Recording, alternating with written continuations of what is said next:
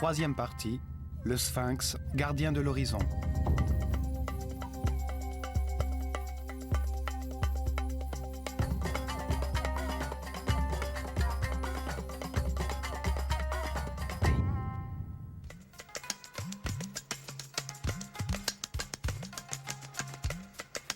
Nous allons poursuivre notre histoire de l'école de mystère de l'œil d'Horus, une caste sacerdotale fermée qui a incarné le véritable pouvoir en Égypte.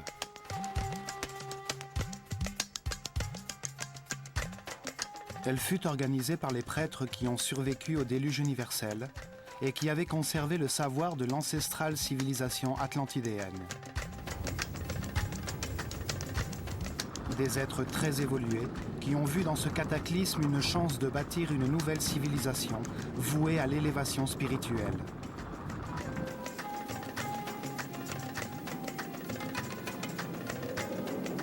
Ils utilisèrent leurs temples comme des livres vivants pour révéler leur connaissance sur Dieu et sur le fonctionnement de l'univers afin d'accélérer l'évolution de leur peuple.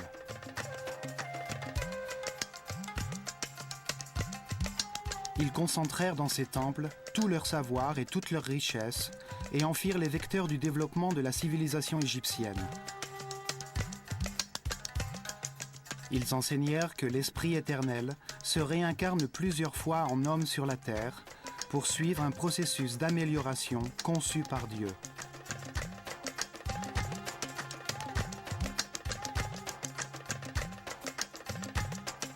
Il s'incarne dans de différents corps, nés dans des familles, des époques et des lieux différents, dans différentes conditions matérielles, économiques et sanitaires. Il se réincarne plusieurs fois sur la Terre, pendant que le système solaire tourne autour du centre de la galaxie, ce qui dure 25 920 ans. Un tour qu'ils ont appelé année cosmique.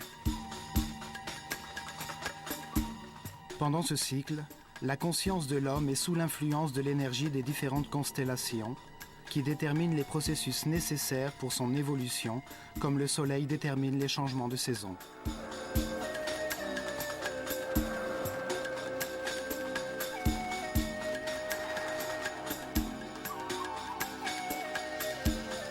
Les Égyptiens croyaient que les étoiles déterminaient le destin d'un homme au moment de sa naissance, comme elles déterminent plus largement de l'humanité entière.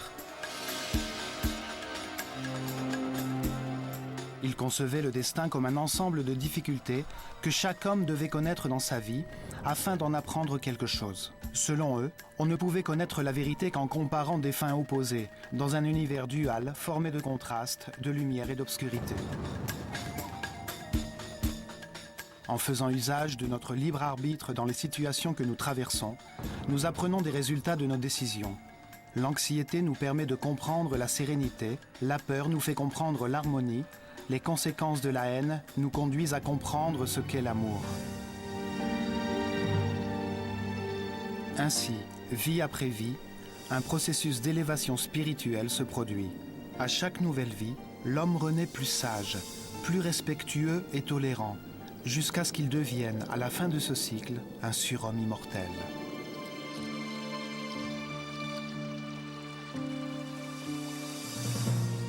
À ce moment d'illumination, il est capable de se souvenir de toutes les vies qu'il a vécues, de toutes les fautes qu'il a faites, en comprenant que, grâce à elles, il peut maintenant connaître la raison de son existence.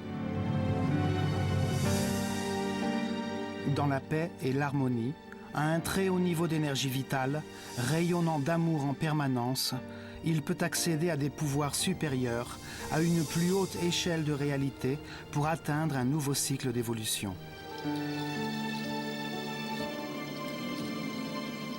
Le processus d'évolution l'a tiré de son animalité originelle, en le transformant en un grand savant, en un être immortel et respectable qui ne connaît plus aucune limite.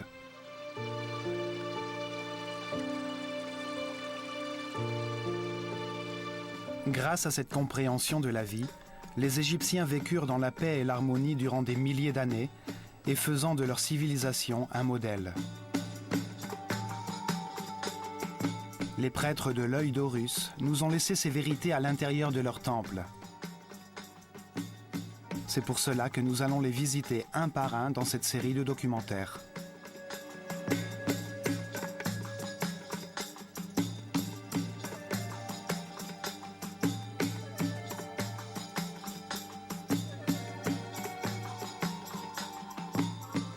Aujourd'hui, dans notre recherche de la vérité, nous irons au plateau Gizeh, comprendre le message du Sphinx. Un message qui nous parvient à travers le temps. Car ce monolithe de pierre est une marque indélébile laissée à notre attention.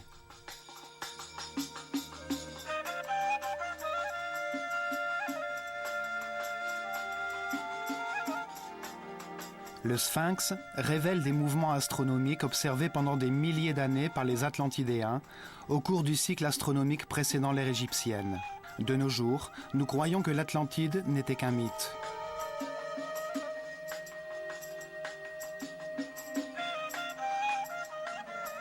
Nous devons nous souvenir que l'histoire de la disparition de l'Atlantide, décrite par Platon, date de l'Égypte ancienne. Ce sont les prêtres du temple de Neth qui ont montré à Solon les ruines ancestrales de l'Atlantide, un mot égyptien dont le sens était rattaché à l'eau.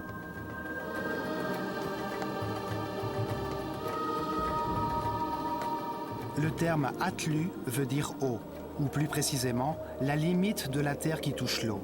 Anti évoque la division d'un terrain. Le mot composé Atlanta se réfère donc à terrain séparé par de l'eau. Dans l'histoire racontée par Platon, la capitale de l'Atlantide, Poséinodis, était une belle ville construite en canaux concentriques qui partageaient des bandes de terre.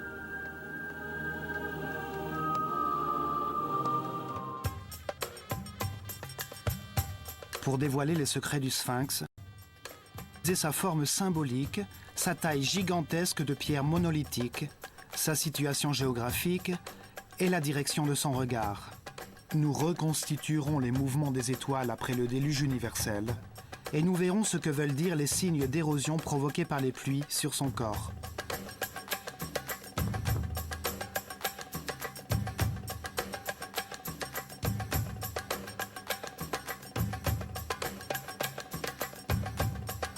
Les prêtres qui avaient survécu au cataclysme qui anéantit l'Atlantide ont sculpté une forme symbolique monumentale en fonction de certains calculs astronomiques pour en faire une horloge qui marque les cycles importants du système solaire dans la galaxie. Nous analyserons ces calculs pour comprendre pourquoi le Sphinx est le plus grand et le plus ancien marqueur temporel sur la planète. La première date à y être inscrite fut le Zep Tepi.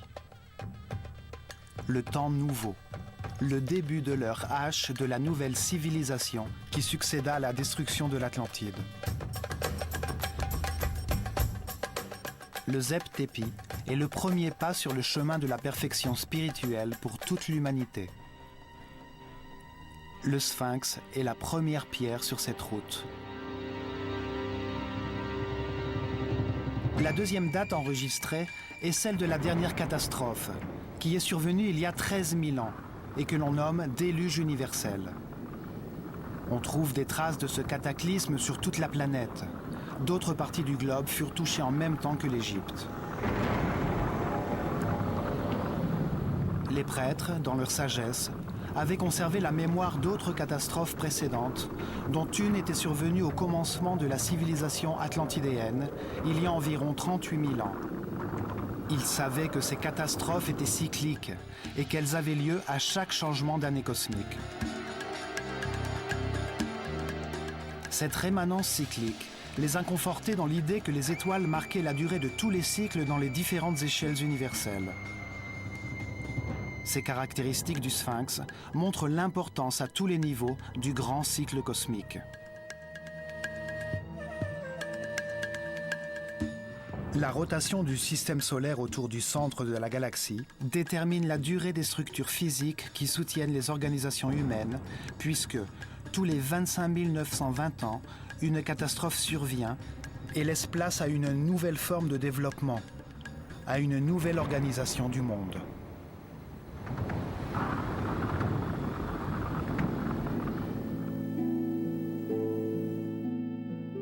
Les structures qui organisent la vie et le développement de l'homme sont périodiquement détruites.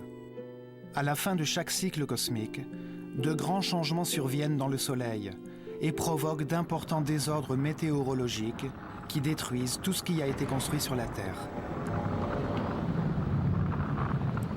Les prêtres de l'œil d'Horus nous ont appris que cela faisait partie d'un processus conçu par Dieu pour permettre le développement de nouvelles civilisations sur la Terre, pour permettre l'expression de nouvelles manières de voir l'univers.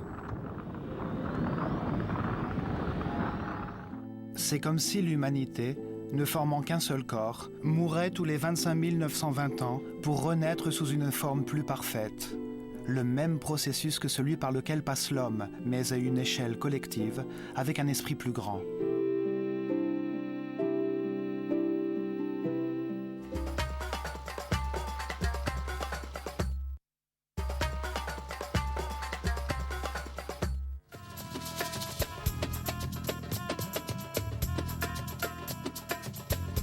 Dans la sphère céleste, au-dessus du pôle Nord, se trouvent 6 constellations. Elles sont appelées constellations polaires.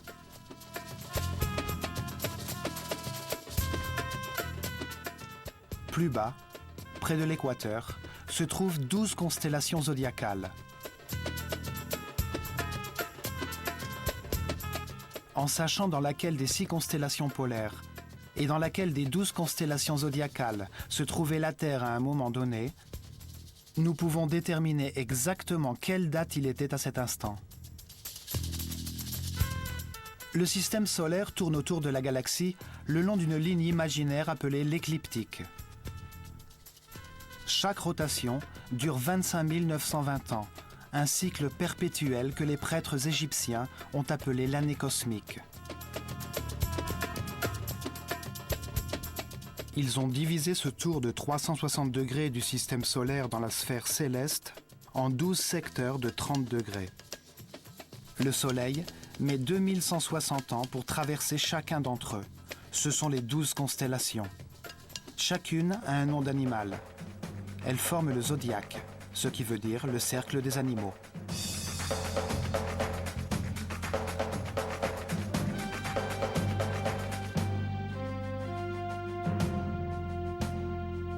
Tout au long de cette rotation, la planète reçoit les différentes énergies des 12 constellations ou signes du zodiaque. Ce sont eux qui déterminent le destin de l'homme à chacune de ses réincarnations, les circonstances difficiles par lesquelles il doit passer pour effectuer son apprentissage.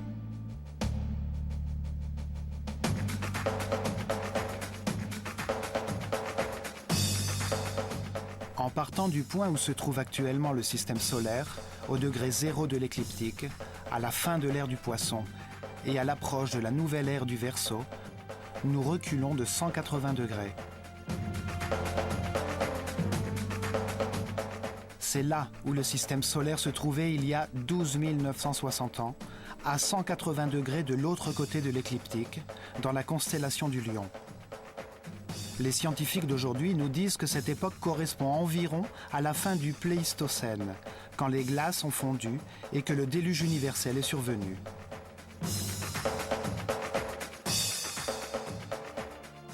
Le sphinx est la réunion des 2 symboles qui représentent le zodiaque et les constellations polaires dans le ciel, le lion et l'homme, ce qui nous indique une date précise dans le temps.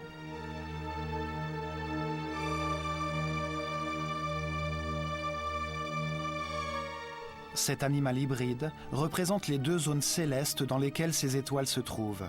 Le corps du lion représente la constellation du lion. L'homme est le symbole de la constellation polaire, que nous appelons aujourd'hui Hercule, et que les Égyptiens appelaient Toum, l'Adam de la mythologie astronomique. Le mouvement combiné de ces 2 niveaux célestes est appelé pari-passu. La paire de constellations que la Terre traverse dans son parcours autour de la galaxie, que les scientifiques nomment la précession des équinoxes. Le sphinx marque ainsi le Zep-Tepi, le nouveau temps. L'étoile polaire est appelée ainsi car elle se situe au-dessus du pôle Nord, directement au-dessus de l'épine dorsale de la planète, de son axe de rotation. C'est une étoile fondamentale, qui a le pouvoir de diriger le ciel, car vue depuis la Terre, la sphère céleste tourne autour d'elle. L'inclinaison de l'axe de la Terre par rapport au Soleil se déplace lentement pendant le cycle cosmique et vise un deuxième cercle, plus haut dans le ciel, formé par 6 étoiles polaires différentes.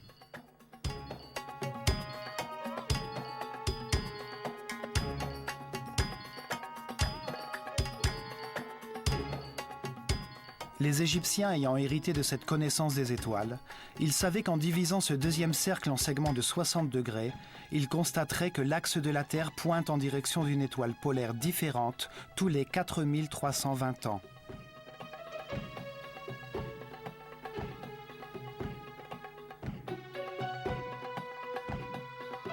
Ces étoiles polaires forment 6 constellations, qui se trouvent exactement au-dessus du pôle Nord, à chaque angle de 60 degrés sur le parcours que la Terre effectue durant la grande année cosmique. On les appelle les constellations polaires.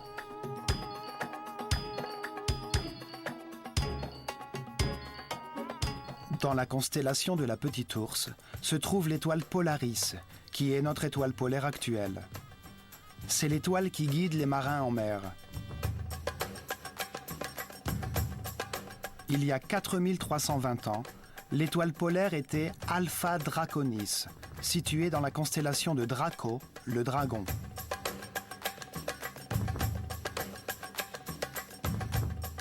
Il y a 8640 ans, le pouvoir céleste résidait dans l'étoile polaire de la constellation d'Hercule ou de l'Homme.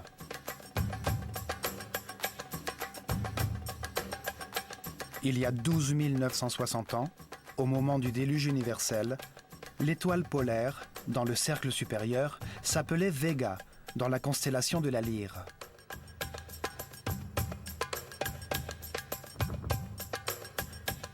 Encore 60 degrés en arrière, il y a 17 280 ans, l'étoile de Deneb, dans la constellation du Cygne, brillait dans le pôle Nord. Il y a 21 600 ans, Alphyrque, dans la constellation de Céphée, se trouvait au-dessus du pôle.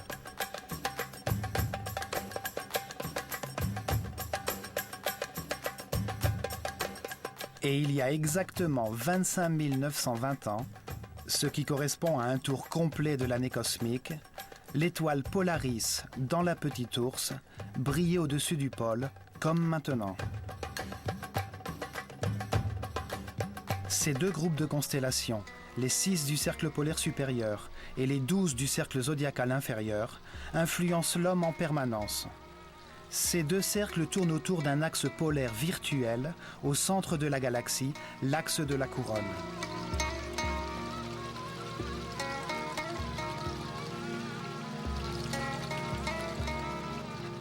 Pour les Égyptiens, toutes les sphères célestes reposaient sur ces colonnes polaires, disposées symétriquement à chaque angle de 60 degrés, sur le cercle vers lequel pointe l'axe de la Terre dans son voyage à travers la galaxie. L'ancienneté et l'exactitude des connaissances égyptiennes sont évidentes. Les prêtres, les gardiens du temps, ont hérité de données astronomiques qui avaient plus de 26 000 ans. Les astronomes modernes ont pu prouver l'existence de ces deux mouvements, qu'ils appellent la précession des équinoxes, car c'est à travers les changements dans l'axe des équinoxes qu'ils ont pu les vérifier. Le Soleil, vu de la Terre durant une année solaire, semble avoir 4 coins, 4 positions qui limitent ses mouvements dans l'horizon. Elles correspondent aux solstices d'été et d'hiver et aux équinoxes d'automne et de printemps. Le solstice d'été, le 21 juin, est le jour le plus long et par conséquent la nuit la plus courte de l'année. Le solstice d'hiver, le 22 décembre, est le jour le plus court et la nuit la plus longue de l'année. Les équinoxes d'automne et de printemps sont 4 jours pendant lesquels le jour et la nuit ont la même durée.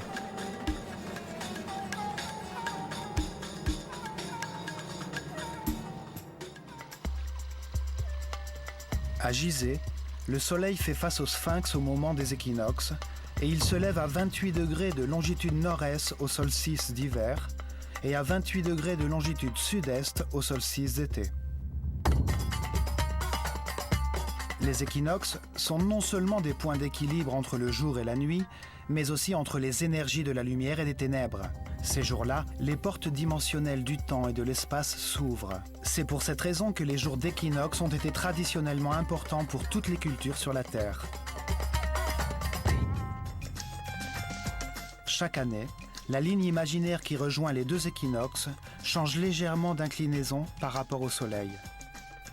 Cet axe se déplace d'1 degré en 72 ans et de 30 degrés en 2160 ans.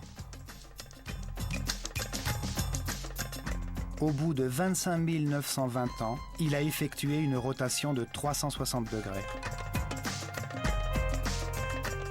Par conséquent, ce que l'on appelle aujourd'hui la précession des équinoxes correspond exactement au cycle défini par les Égyptiens dans le pari-passu, aux 2 niveaux de rotation de la Terre durant la grande année cosmique. En reliant le signe du lion avec celui de l'homme dans la constellation d'Hercule, le Sphinx marque le moment qui a immédiatement suivi le déluge universel, un désastre qui arrive périodiquement à la fin de chaque grand cycle cosmique, tous les 25 920 ans.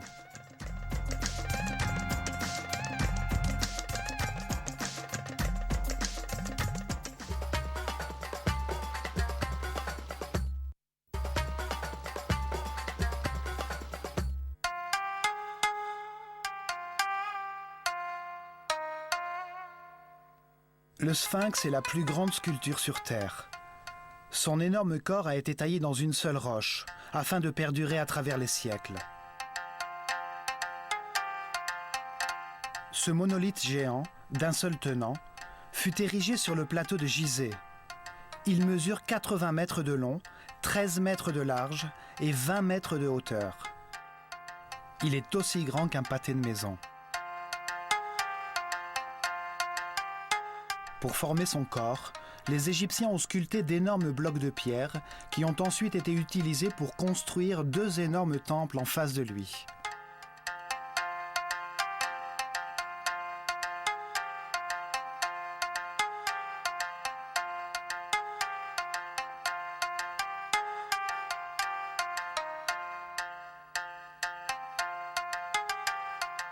Énigmatique et imposant, c'est le plus beau monument qui nous reste du passé.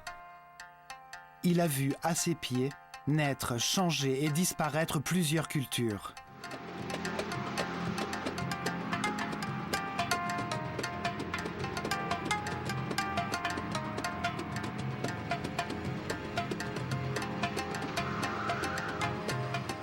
Sa localisation géographique sur le plateau Gizeh, aussi appelé Rosto dans l'ancestral Livre des Morts, est très particulière.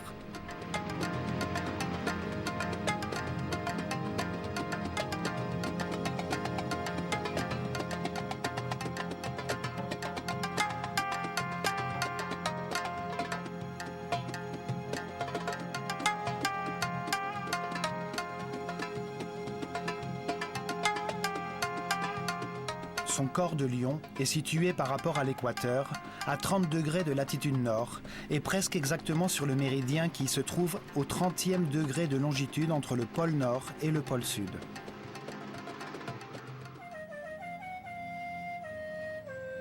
« 30 degrés de latitude, 30 degrés de longitude, sur l'un des points diamagnétiques de la planète.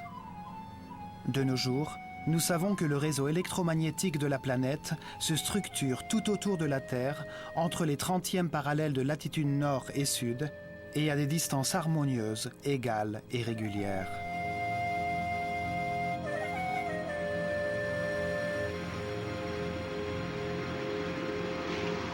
Toutes les créatures, aussi petites soient-elles, possèdent un réseau neuronal, une matrice qui canalise et diffuse harmonieusement l'énergie dont leur corps a besoin.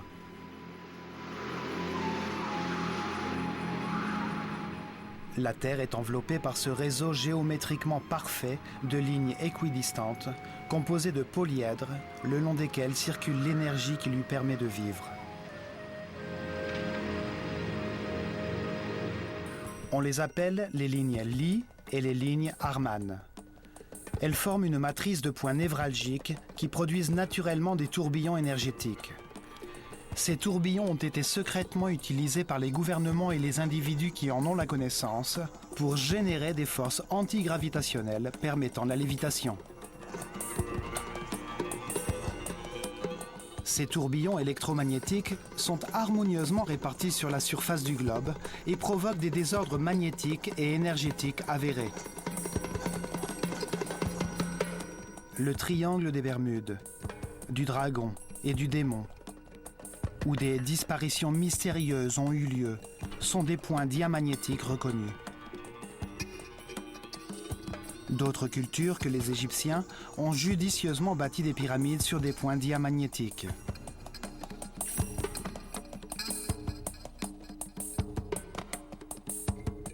Des pays y ont stratégiquement placé des bases militaires. Avec une technologie adéquate, l'énergie de la planète peut être utilisée sur ces points afin de neutraliser l'effet de la gravité sur n'importe quel objet qui se trouve dans son champ d'action. Des expériences de changement dimensionnel, comme l'expérience de Philadelphie, dirigée par Nikola Tesla en 1943 aux États-Unis, ont aussi été réalisées sur ces points.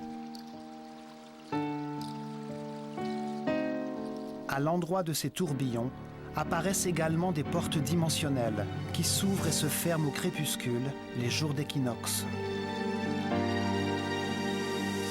Pour les Égyptiens, le jour d'équinoxe correspondait à la porte de Maat, la déesse de l'équilibre et de justice. Ces jours-là avaient lieu sur le plateau Rosto des cérémonies particulières auxquelles participaient les disciples de l'école de mystère. Ils se servaient du tourbillon pour terminer la formation des prêtres qui avaient atteint, après des années, le 5e ou 6e niveau de conscience. Ils étaient alors transportés par une force externe jusqu'aux plus hautes dimensions. Les prêtres de l'œil d'Horus ont utilisé leur savoir ancestral pour construire, à un point critique du réseau électromagnétique de la planète, une grande pyramide qui leur permettait d'exploiter une source inépuisable d'énergie à des fins spirituelles. Ils recevaient dans leur corps les énergies condensées de la planète, grâce auxquelles ils pouvaient atteindre de très hauts niveaux de vibration qui provoquaient chez eux des états particuliers de conscience.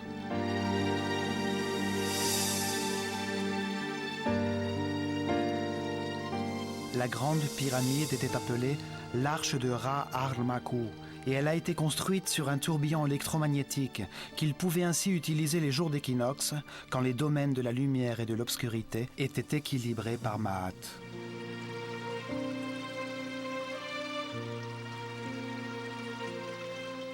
Ces jours-là naissaient les Néthers, les esprits exceptionnels, les Semsu-Or, disciples d'Horus, qui rayonnaient d'amour et guidaient leur peuple en élevant son niveau de conscience par leur exemple et par leur connaissance de la réalité de l'univers.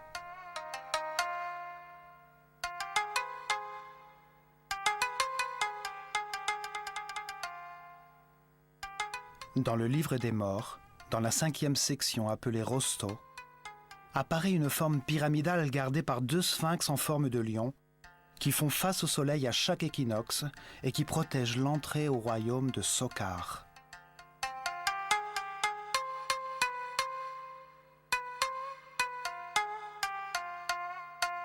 Les couloirs ascendants ressemblent au passage de la grande pyramide.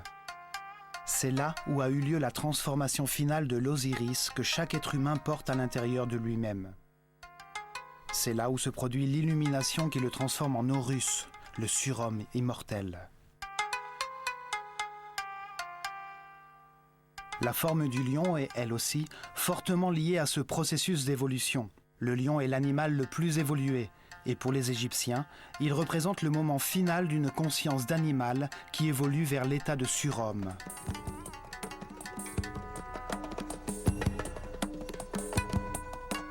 Ces éléments, parmi de nombreuses preuves, font de l'emplacement du sphinx un lieu particulier et disqualifient l'idée selon laquelle le sphinx ne serait qu'un simple monument et la grande pyramide un tombeau.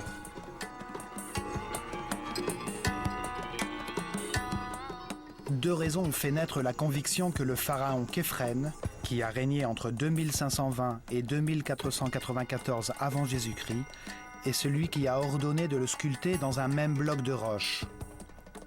La première raison est qu'on pense que son visage ressemble à celle d'une statue de diorite noire du pharaon Képhren qui a été retrouvée enterrée la tête à l'envers près du Sphinx dans le temple de la vallée. Cette statue le représente avec un faucon sur la nuque. Nous avons retouché l'image du Sphinx à l'aide d'outils numériques pour obtenir une approximation de son visage à l'état original.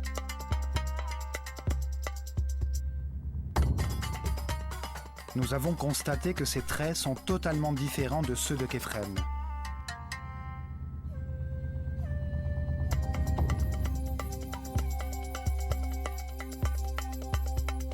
Il est reconnu que le Sphinx était appelé Abu-Ol et que pendant très longtemps, il a été peint en rouge, la couleur de l'Égypte.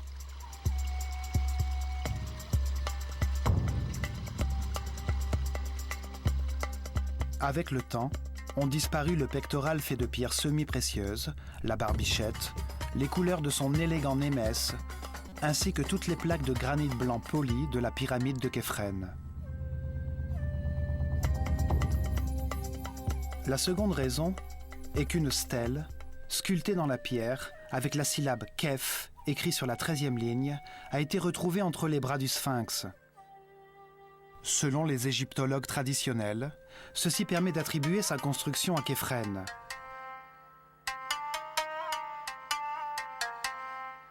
La stèle a été réalisée sous le règne du pharaon Thoutmôsis IV, entre 1401 et 1391 avant Jésus-Christ, pour commémorer la restauration du Sphinx, grâce à laquelle on put retirer le sable qui le recouvrait jusqu'au cou. La stèle indique que le Sphinx est la personnification d'un grand pouvoir magique qui a existé à cet endroit depuis le début des temps, depuis le Zep-Tépi. Son texte dit que, quand il était très jeune, Thoutmôsis IV a vu le Sphinx en rêve et que celui-ci lui a promis qu'il deviendrait pharaon s'il le faisait désensabler.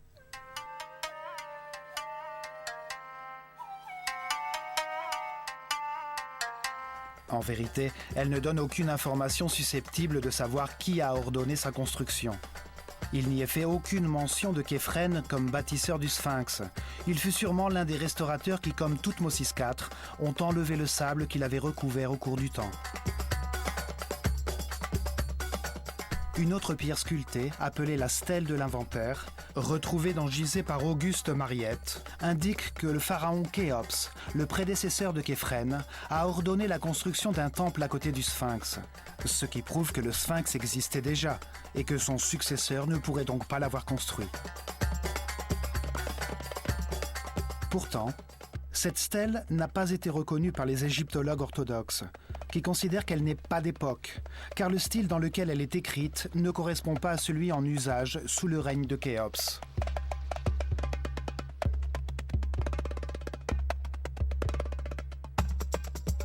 En réalité, le Sphinx est resté enterré dans le sable durant des milliers d'années. Plusieurs souverains bienveillants ont ordonné de le nettoyer. Il était alors désensablé pendant quelque temps, mais on le négligeait de nouveau.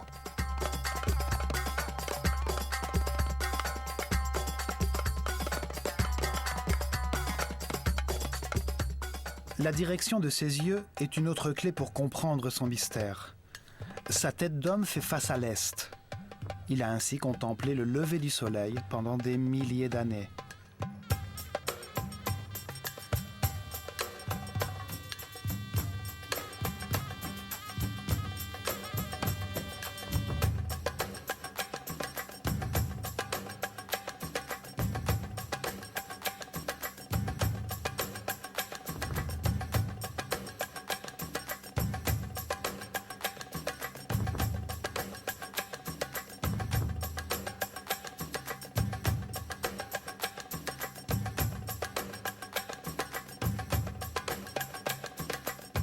Ses yeux montrent intentionnellement et avec précision un point de l'horizon, là où le soleil se lève les jours d'équinoxe, le vrai est, le point de passage dimensionnel.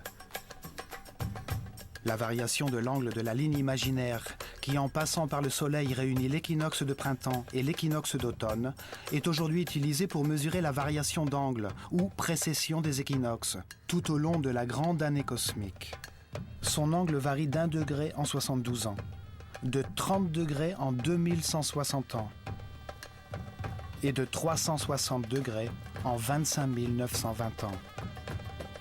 Elle marque l'année cosmique, le cycle qui détermine les réincarnations de l'homme et la survenue de cataclysmes périodiques.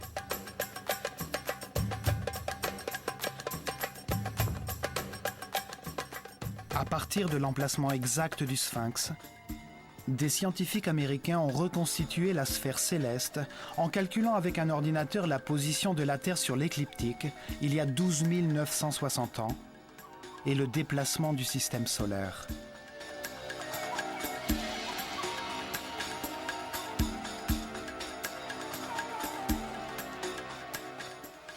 Ils ont confirmé qu'à cette époque, au point exact vers lequel regarde le Sphinx, le vrai est de l'horizon, à une latitude de 30 degrés, se levaient chaque nuit les étoiles de la constellation du Lion.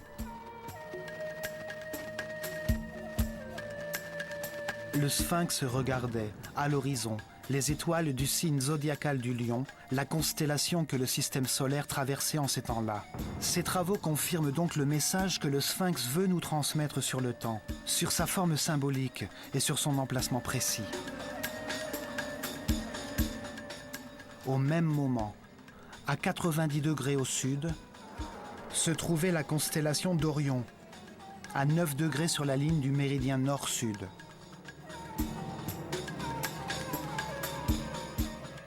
Et Sirius, l'étoile la plus importante pour les Égyptiens, car son apparition annonçait la crue du Nil, se trouvait exactement à 14 degrés à gauche du méridien.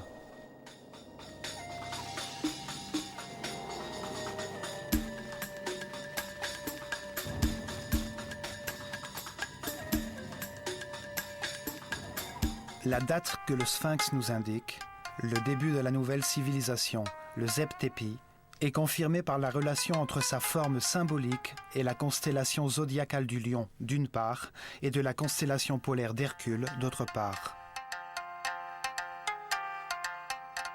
La direction de ses yeux, indiquant l'équinoxe printanier au lever du soleil, et la constellation du Lion la nuit, fait de lui une horloge astronomique tout à fait exacte. Son emplacement a été choisi avec une grande précision pour en faire le porteur d'un message à l'intention de tous ceux qui, à l'avenir, chercheraient la vérité. Il nous dit que le cycle le plus important pour l'homme est l'année cosmique et nous montre un emplacement du réseau électromagnétique de la planète.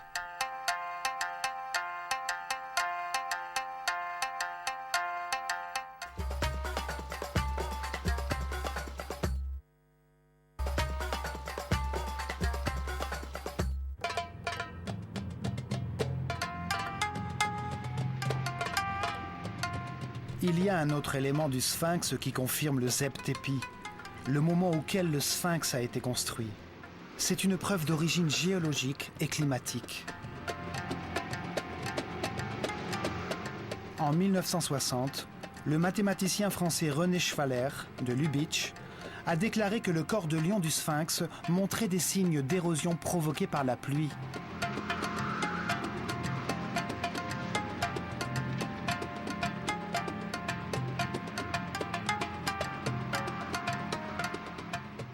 Cette révélation fut accueillie avec stupéfaction, car il est connu que le Sphinx a été enterré dans le sable jusqu'à son cou 90% du temps pendant les 4500 dernières années.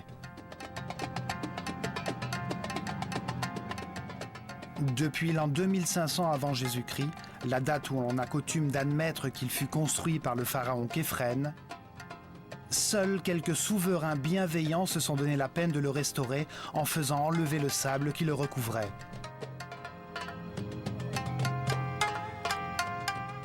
L'un des derniers désensablements fut ordonné par Napoléon, quand il était en Égypte. Ainsi, comment pourrait-il montrer des signes d'érosion provoqués par la pluie ?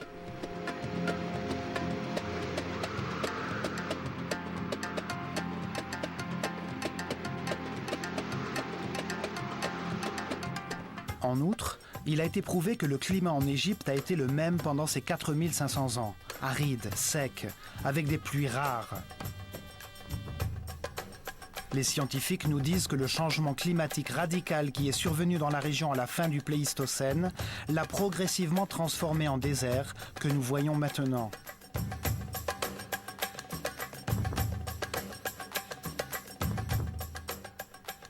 Cela signifie que la pluie qui a érodé le corps du Sphinx pourrait être tombée seulement entre les années 10 960 et 5000 avant Jésus-Christ, quand le plateau gisé s'est transformé en désert de sable et que le Sphinx a été enterré jusqu'au cou, protégé du temps.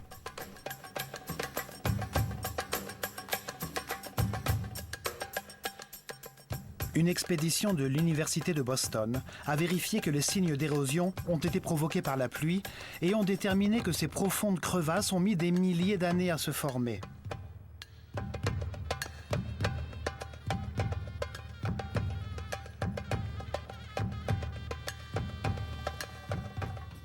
Ceci confirme l'antériorité du Sphinx et relance le débat sur la date de commencement de cette civilisation, point sur lequel les égyptologues orthodoxes ne sont pas venus à s'accorder.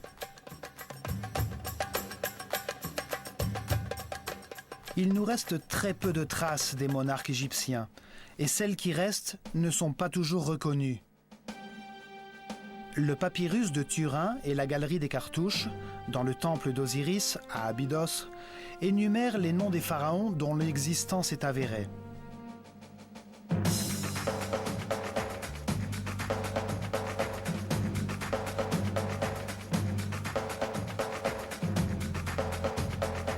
On attribue l'unification de l'Égypte vers l'an 3000 avant Jésus-Christ au légendaire roi Ménès, dont le nom apparaît sur la palette de Narmer. Selon l'histoire officielle, il aurait ainsi donné naissance à la première dynastie des pharaons. Mais ces inventaires, comme celui dressé par le prêtre Manetho en l'an 300 avant Jésus-Christ, dans son histoire de la civilisation égyptienne, remontent en réalité plus loin dans le temps, faisant référence à des souverains antérieurs qui ne sont pas aujourd'hui reconnus car ils sont considérés comme des mythes irréels. Ce sont les Shemsu-Hor, les disciples d'Horus, des ancêtres divins, des êtres éclairés qui ont gouverné l'Égypte pendant 13 900 ans. Puis vient le tour des Akus, ou hommes sages, d'autres monarques exceptionnels qui, d'après ces documents, ont dirigé l'Égypte pendant 11 000 ans, avant l'avènement des pharaons qui régnèrent durant 30 dynasties.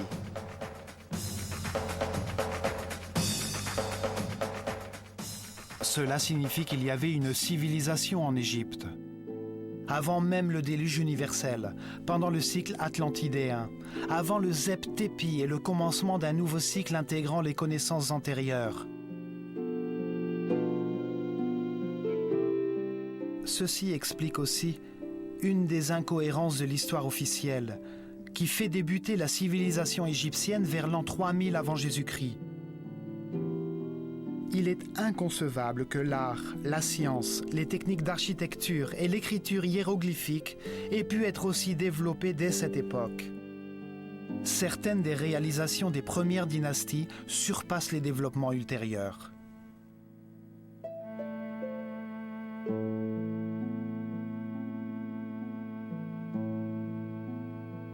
Il est dur de comprendre comment le site de Saqqara, avec ses briques travaillées, ses décorations en céramique très raffinées, ses détails architecturaux harmonieux, ses colonnes et ses pyramides capables de résister durant des milliers d'années, a pu surgir soudainement du néant.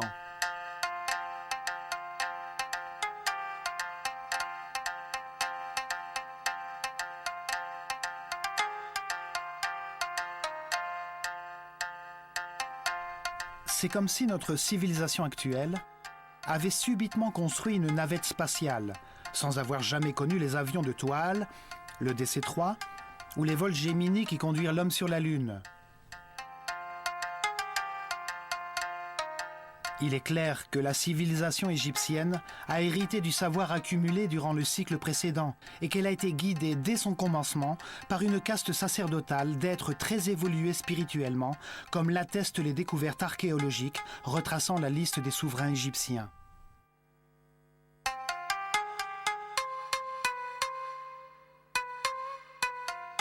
Ceci confirme également que le sphinx a été sculpté dans la pierre par les prêtres de l'école de mystère de l'œil d'Horus immédiatement après le déluge, durant la période prédynastique. Le sphinx est une sculpture gigantesque, construite en un seul bloc, pour résister à l'épreuve du temps. Sa forme symbolique a été minutieusement étudiée pour en faire un point de rencontre astronomique. Il se trouve précisément sur l'un des nœuds diamagnétiques de la planète, indiquant la présence de forces énergétiques planétaires là où la Grande Pyramide a été construite.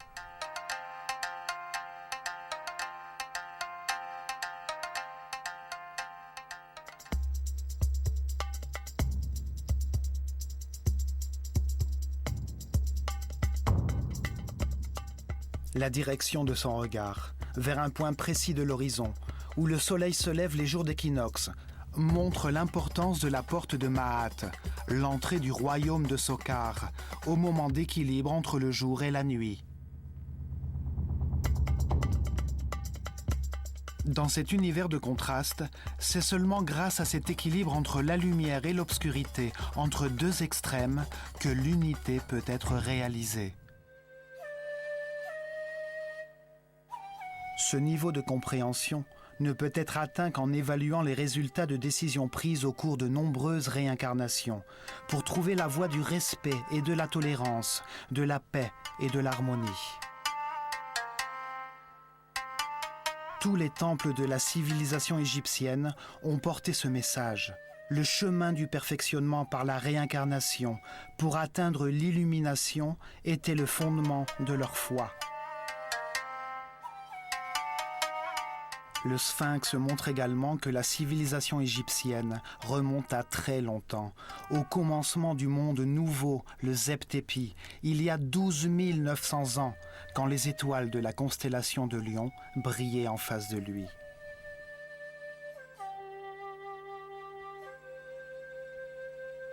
Le sphinx rappelle l'existence de l'année cosmique, le cycle le plus important pour l'humanité.